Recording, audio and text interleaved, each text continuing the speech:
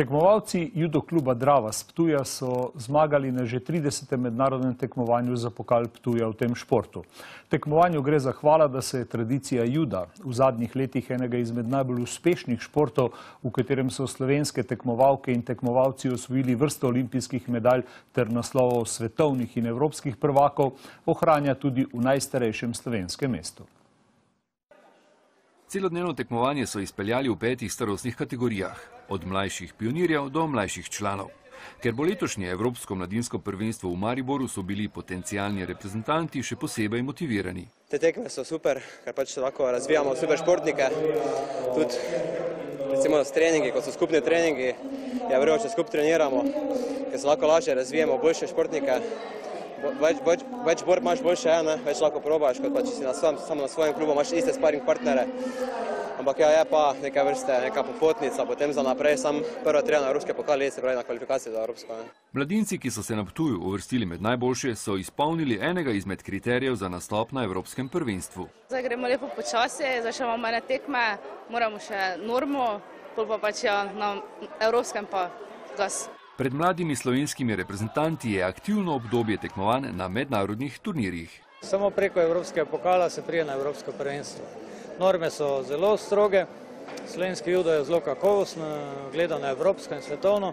In z tega razloga imajo selektori na nek način žal, na škodo športnikov, še več škarje in platno v rokah, ker lahko norme postavijo še bolj ostro. Mislim, da so že od lanskega leta globoko in v polnem treningu za to prestižno tekmovanje, ki ga gostimo mi v Mariboru, v Luknji. Tako da upam, da se bo naša reprezentanca izkazala in da bomo osvojili vsaj eno medaljo, če ne več. Kar se ptujskega turnirja tiče, so razdelili veliko medalj. Nad njimi so bili še posebej navdušeni najmlajši. 20. tekmovanje. Zadovoljna sem zelo, saj sem imela težke nasprotnice in všeč mi je, da sem drugo mesto. Ta konec tedna bodo kadeti tekmovali v čeških Teplicah, mladinci pa v italijanskem Lignanu. Medtem ko so na Ptuju tekmovali judoisti, so se v Mariboru zbrali borci v džiu-džicu. Na 13. mednarodnem Rajhovem memorialu so se med člani izkazali Barbara Stiplošek, Tim Toplak, Gregor Pepel in Tilen Hadolin, ki so osvojili prva mesta. Hkrati je potekal tudi finalni turnir Jadranske lige, na katerem mariborskemu ADK-ju ni uspelo ubraniti naslova najboljše ekipe v regiji. V polfinalu so bili boljši tekmovalci Aleksinca iz Srbije, ADK pa je po zmagi proti makedonskemu nasprotniku osvojil 3. mesto. V rednem delu dokaj v redu, danes malo nesreče, ne moramo pomagati, tudi šport.